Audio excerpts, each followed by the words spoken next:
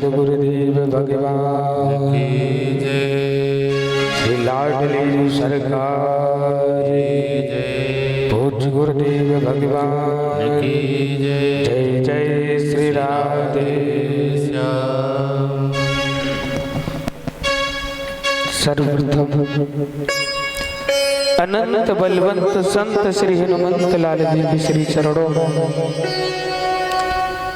इस दास का कोटि कोटि प्रणाम। तदुपरांत प्रातः स्मरणीय प्रातः वंदनीय परम पूज्य सदगुरुदेव भगवान के श्री चरणों में इस दास का कोटिशः प्रणाम। मंच पर उपस्थित सभी आचार्य बंधु कलाकार बंधुगण, इस वायु वेग में विचलित कर रही तमाम दृश्य अदृश्य शक्तियां जो हमें देख रही या हम जिन्हें नहीं देख पा रहे, सीता अनसुईया माता गार्गी के पग चिन्हों पर चलने वाली हमारी मातृ शक्ति, भारत भूमि में पलने वाले तमाम जीवधारियों को मेरा सिए राम में सब जग जानी करहूं प्रणाम जोर जुग फाड़ी। इस भाव से सभी को मेरा बारंबार प्रणाम निवेदित है। आइए अपनी जिह्वा वाणी को पवित्र करते हुए नाम संकीर्तन का सहारा लेते हुए भजन में प्रवेश करेंगे। सभी लोग तालियों का सहारा देते हुए तालियां बजाते हुए सातों भजन को गुनगुनाएंगे। अरे करुणा निधान रहुआ जगत के दाता है, करुणा निधान रहुआ जगत के दाता है।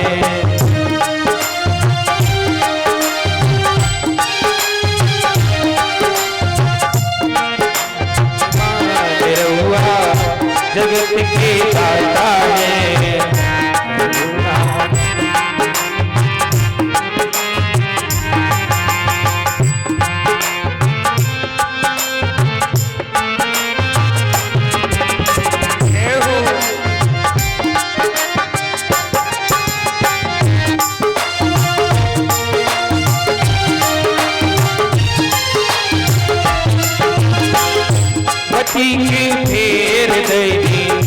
विपत के घेर गए, पति के घेर गए, विपत के घेर गए। केवा समाज रहुआ जगत के दाता है, केवा समाज रहुआ। ताली बजाते हुए बड़े भाव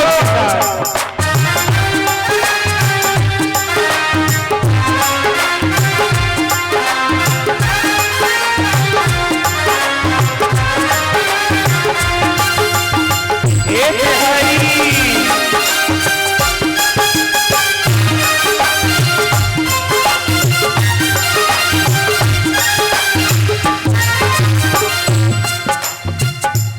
साथ के मार देगी, बच के उबार लेगी, गिरह के मार देगी, बच के उबार लेगी।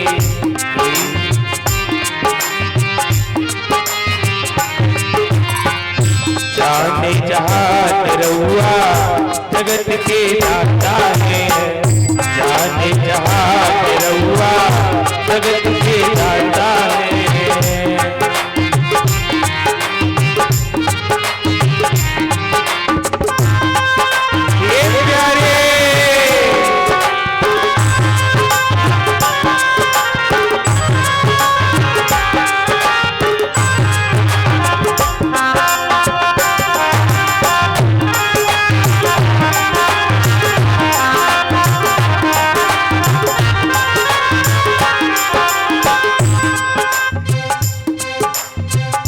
भक्ति में दूर कर गई, प्रेम से सगवे गई, भक्ति में दूर कर गई, प्रेम से सगवे गई। छोड़ पकवान निरहुआ जगत के दाता है, छोड़ बंधुआ निरहुआ जगत के दाता है। हे बिहारी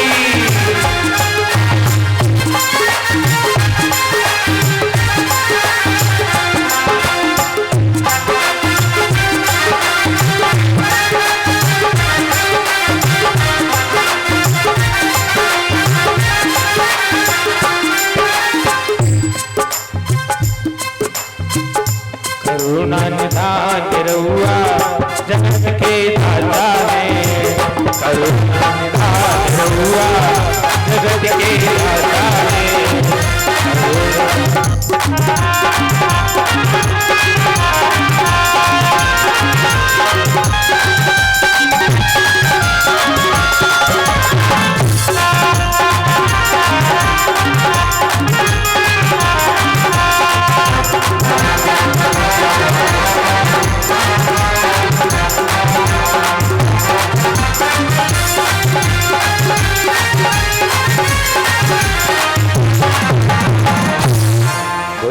के हरिलाल तो बड़े ही भाव के साथ हम सभी मिलकर के कथा को श्रवण कर रहे थे। बाबा महाराज श्री श्रवण करा रहे थे कि किस प्रकार भगवान कृष्ण ने प्रथम विवाह किया। पूज्य गुरुदेव भगवान कहते हैं कि राजर्षि परीक्षित अब आगे क्या श्रवण करने की लालसा है। आज कथा सनय सनय अपने विराम की ओर पहुंच रही है। बोले गुरुदेव मैंने सुना है कि प्रभु के 16,108 विवाह हुए हैं। प्रभु किस प्रकार हुए हैं, मुझे आप उन विवाहों का भी तो वर्णन करके बताएं। गोविंद कहते हैं कि प्यारे भक्तों ये कथा जो है कभी समाप्त नहीं होती। कथा जब भी होती है, जहां भी होती है, विराम होती है। उसी प्रकार आज यह कथा सनय सनय विराम की ओर चली जा रही है। कहते हैं कि जन्मांतरे भवेत् पुण्यम तदा भाग्यवतम लभेत। कहते हैं गोविंद एक जन्म नहीं, जब हमारे लाखों करोड़ों जन्मों के जो पुण्य उदय होते हैं, लोग कहते हैं कि महाराज चलो भागवत सुन ले, भागवत के सुनने से पुण्य मिलता है। ये बात बिल्कुल गलत है, बिल्कुल झूठ है। भागवत के सुनने से कोई पुण्य नहीं मिलता, ये सब गलत फहमी बगराई हुई है। भागवत से सुनने से कोई पुण्य नहीं मिलता। अब लोग कह रहे होंगे महाराज जब पुण्य नहीं मिलता तो ये हो काहे रही। लेकिन एक बात बंधुओं याद रखना, जो अनेकों पुण्यों का जो फल है, अनेकों पुण्यों का जो फल है वह भागवत है। जो हम पुण्य कमाते हैं, पुण्यों को अर्जित करते हैं, उन पुण्यों को अर्जित करने के बाद हम एक वृक्ष लगाते हैं और उस वृक्ष से जो फल प्राप्त होता है वह भागवत है। हमारे पुण्यों का सार जो है, पुण्यों का जो सार निकला, जो तत्व निकला, वह भागवत है। गुरुदेव भगवान बड़ी ही भाव के साथ कथा को श्रवण करा रहे थे। इधर आचार्य जी ने संकेत कर दिया, संकेत देने लगे कि सोरे सप्तदशा संयोगानि पराजिता। बोले गोविंद इसी सूर्यसेन वंश ने मुझे एक नहीं, दो नहीं, तीन नहीं, पूरे 17 बार हराया है। और ऐसे नहीं, पूरी की पूरी 23 अक्षौड़ी सेना के साथ हराया है। लेकिन मैंने कभी हार नहीं मानी, क्योंकि ये जीवन है। इस जीवन में हम जितना संघर्ष कर लेंगे उतना ही हमें आगे लाभ देगा, उतनी ही हमें प्रॉफिट देगा। बोलिए कि ऐसे नहीं, मुझे एक नहीं दो नहीं पूरी 17 बार हराया फिर भी मैंने हिम्मत नहीं हारी। और तो मैं जब 18वीं बार युद्ध के लिए गया तो मथुरा को छोड़कर ही आज समुद्र में जाकर के घुस बैठे। गोविंद, तब से मेरे ये गोविंद कट्टर वैरी दुश्मन बन गए। और तो बात सुनो, रुक्मणी के बड़े भाई रुक्मणी ने मेरे साथ शादी तय कर दी थी और ये छलिया कृष्ण आया और भगा के ले गया। अपने को कहता है कि मैं भगवान हूँ, मैं गॉड हूँ, मैं ईश्वर हूँ। अंग्रेजी वाले लोग भगवान को गॉड कहते हैं। क्या कहते हैं वर्तना वालों? गॉड। गॉड में 3 शब्द होते हैं, जी, ओ और डी। जी से होता है जनरेट करना, और ओ से होता है ऑपरेट करना, और डी से होता है डिस्ट्रॉय। जो जनरेट करे वही ऑपरेट करे, अंत में वही डिस्ट्रॉय कर दे। जो हमें बनाए, जो हमें चलाए और जिसकी बात ना मांगे वही डिस्ट्रॉय कर दे, उसे हम गॉड कहते हैं। क्योंकि गोविंद कहते हैं the time to be happy now, the place to be happy now. ये समय खुशी का है, ये समय खुशी का है, ये स्थान खुशी का है। इसलिए गोविंद के गुणान बादों को गालो, गोविंद के गुणान बादों को जब तक हम नहीं सुनेंगे तब तक कि हमारे कर्ण रंध्र पवित्र नहीं होंगे। तुलसीदास में बाबा रामचरितमानस में बाबा तुलसीदास जी लिखते हैं, जिन हरि कथा सुनी नहीं काना, श्रवण रंध्र अहि भवन शबाना। उनके कान सांप के बिल के समान हो जाते हैं जो गोविंद के गुणान वादों को नहीं सुनते हैं। कहते हैं कि मेरी भी ये प्रतिज्ञा है कि जब तक हम कृष्ण को मार नहीं देंगे, मारकर अपनी बहन को वापस लौटा कर नहीं आएंगे, तब तक हम अपना कुंदनपुर नहीं जाएंगे। चले जा रहे, आज मन में कर लिया कुंदनपुर वासियों को मैं अपना मुख नहीं दिखाऊंगा। तो भगवान ने भी युद्ध प्रारंभ कर दिया। रुक्मणी जी घबरा गई कि रुको भैया, अरे स्वामी जी आप मारने के लिए जा रहे हैं, अरे ये तो तुम्हारे साले साहब हैं, अगर तुम इन्हें मार दोगे तो लोग आगे कलयुग में जाकर के क्या कहेंगे। एक बहन ने अपने स्वार्थ के लिए अपने ही भाई को मरवा दिया। हे प्राणनाथ, हे स्वामी, हे कन्हैया, तुमने तो सदैव दीनों की लाज राखी है। किसी के चीर कम पड़ा, आपने चीर को जाकर के बढ़ाया है। किसी के प्राण संकट में पड़े, आपने प्राणों को बचाया है। और आज आप हमारे भाई को मारोगे तो आगे चलकर के कलिकाल में लोग क्या कहेंगे। प्राणनाथ, भाई को ना मारो, भाई को छोड़ दो। तब जाकर के आगे पश्चाताप हुआ। आगे गोविंद जी कहते हैं कि प्रभु का प्रथम विवाह भीष्मक की स्वरूपा लक्ष्मी स्वरूपा कन्या रुक्मणी के साथ हुआ।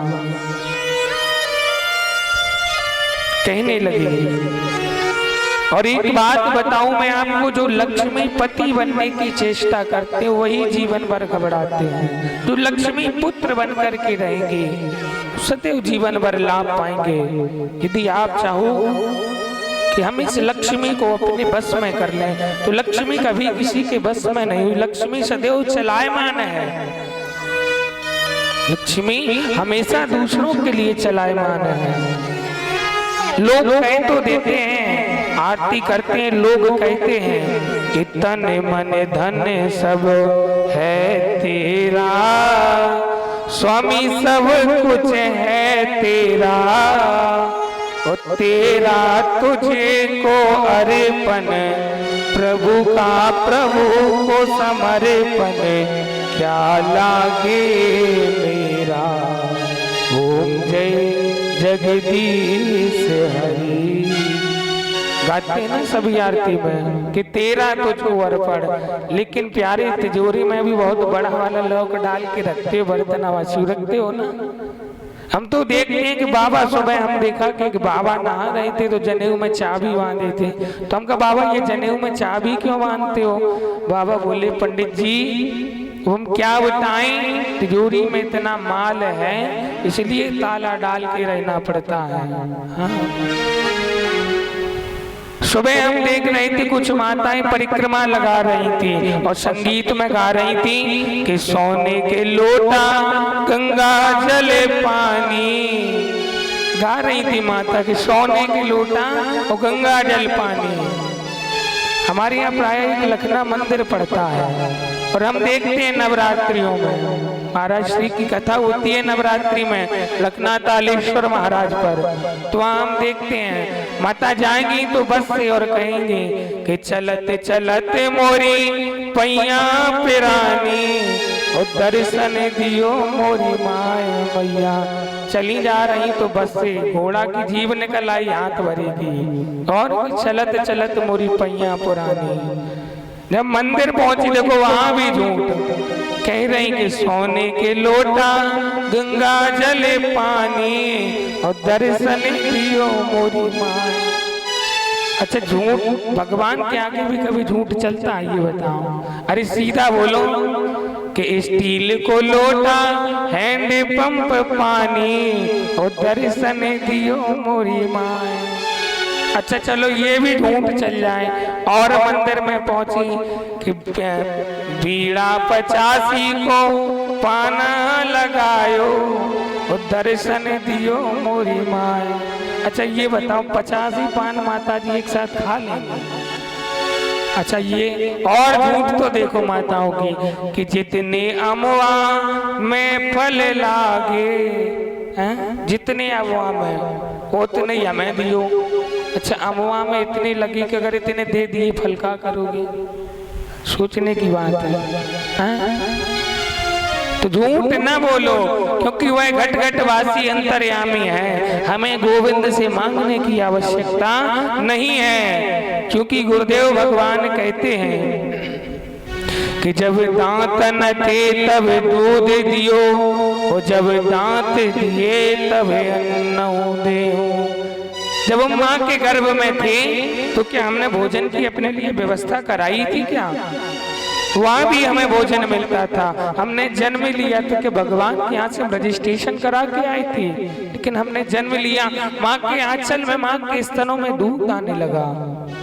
और एक बात बताऊं बंधुओं, जो लोग कह देते हैं कि मेरी माँ ने मेरे पिता ने मेरे लिए क्या किया है, उन लोगों से मैं एक बात कहना चाहूंगा चलते चलते कि तुम्हारी माँ ने तुम्हारे पिता ने तुम्हारे लिए वो किया है कि कभी आप 7 जन्मों तक अपने खून का एक एक कतरा भी माँ के चरणों में लगा दो बंधुओं, फिर भी आप माँ के ऋण से उधर नहीं हो सकते। जमाने में तुम्हें हर चीज मिल जाएगी, हर मिठाई मिल जाएगी, लेकिन एक मिठाई ऐसी है वर्धना वालों कि वो मिठाई विश्व में कहीं नहीं मिलेगी। वो मिठाई केवल माँ के ही पास मिलेगी।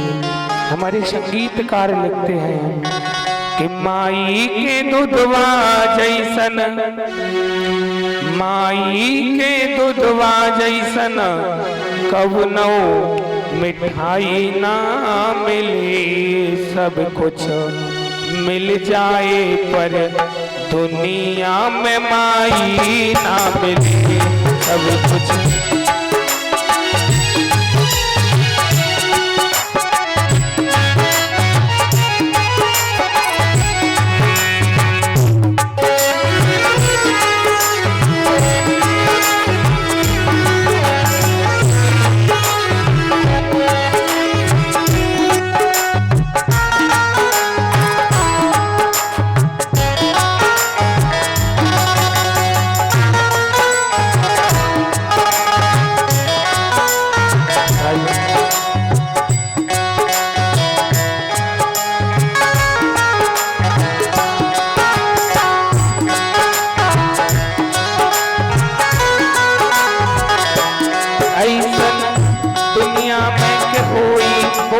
पेट मले के धोई, ऐसन दुनिया में के होई, होया पेट मले के धोई।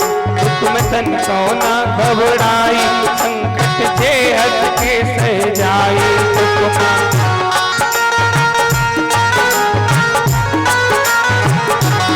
ऐसे करे बाल दूसर के भलाई ना मिले, सब कुछ मिल जाए पर दुनिया ये ना मिले, सब कुछ मिल जाए पर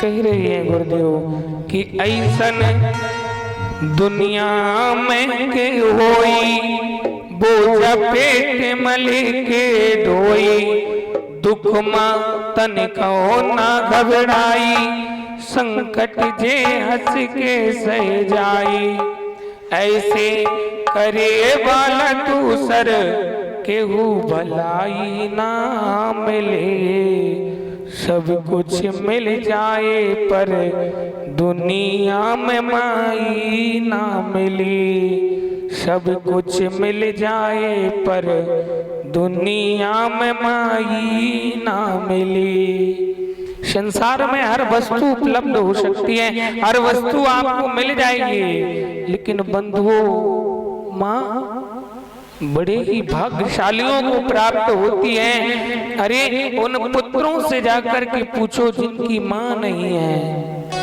उन्हें पता होगी कि माँ की कीमत क्या होती है। बंधु, माँ तो वो माँ होती है जिसकी कोई उपमा नहीं होती। सागर से गहरी है माँ, सागर से गहरी है माँ, किंतु सागर से खारी नहीं है। माँ सागर से भी गहरी है, लेकिन सागर के जल जैसी खारी नहीं है माँ,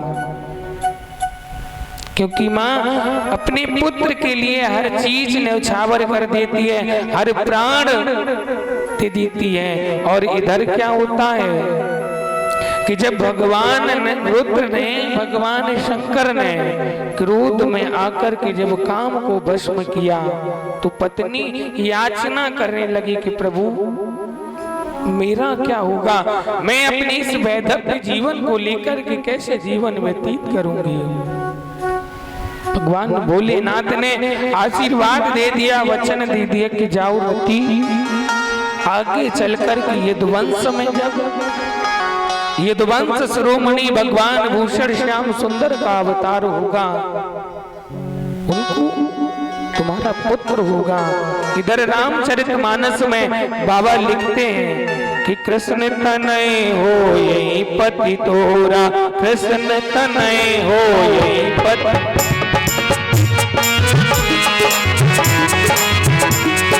कृष्ण तनय हो यही पति तोरा,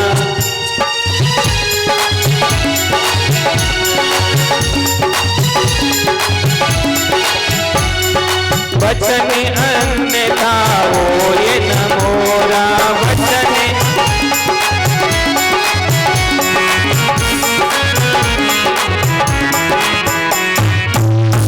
कहने लगे कि कृष्ण तनय हो यही पति तोरा। कृष्ण तनय, तनय कहते हैं पुत्र को, कृष्ण तनय हो यही पति तोरा, कृष्ण के जैसे तुम्हारा पुत्र होगा।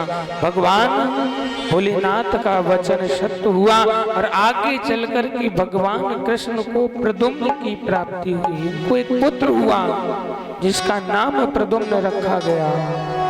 तो जब काम से विकारों से उत्पन्न होने लगे, धर्म युद्ध के कार्य हो गए और इधर देख के रति के भावों में परिवर्तन है। इन्हें एक मछली निकल गई थी और मछली इन्हें पकड़ कर के समुद्र में फेंक दिया। जब समुद्र ने एक मछुआरे को मछली पकड़ने गए तो मछली को जब देखा कि एक पुत्र प्राप्त हुआ और वही जाकर के राजा के दरबार में पेश कर दिया। शंबासुर के यहाँ आकर के रहने लगे और प्रद्युम्न का भरण पोषण होने लगा। आचार्य जी लिखते हैं, नारती दीर्घेण कालेन साकस्नी रूढ़योवना। बहुत ही कम समय में उत्पन्न हुए और देखा इनके भावों में परिवर्तन है तो देवी के विचार बदलने लगे और अपनी वाणी को यही विराम। आगे की कथा परम पूज्य महाराज श्री के मुखारविंद से सुनेंगे। और विगत इन 7 दिवसों में यदि हमसे जाने अनजाने में कोई गलती हुई हो तो सभी से क्षमा मांगते हैं और अपनी वाणी को विराम देते हैं। वैसे तो सभी मेरे यहाँ प्रणाम करने के योग्य हैं। कोई मौसी है, कोई मौसा है, कोई बुआ और कोई फूफा है। सभी